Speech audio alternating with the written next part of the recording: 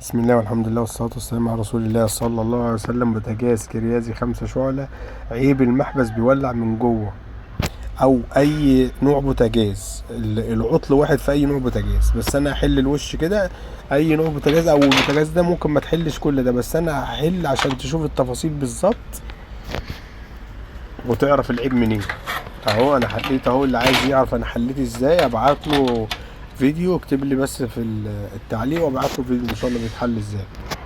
المؤشر الابيض ده سايح يعني بيولع. بنجرب اهو وهو مطفي، مفيش. وهو مطفي المحبس سليم اهو، ما بيجيبش غاز. مجرد ما بفتح العين بيولع اهو كده والع اهو، بيطفي ما بيجيبش غاز.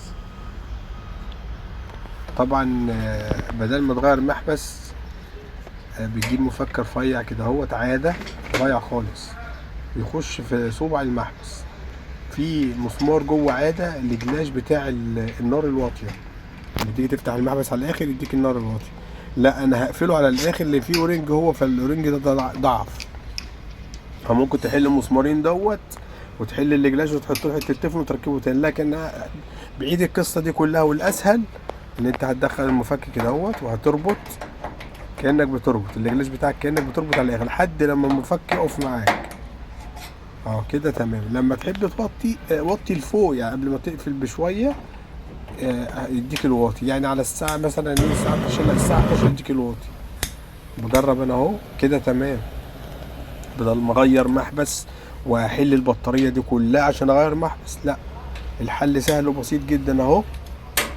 بجرب بقى كله. طبعا الفرن والشوايه المحبس بتاعهم مالهمش دعوه بالقصه دي خالص. الخمس عيون هو اللي ايه ليهم القصه دي. بجرب كله كده اهو، الحمد لله كله كده تمام. السلام عليكم ورحمه الله وبركاته.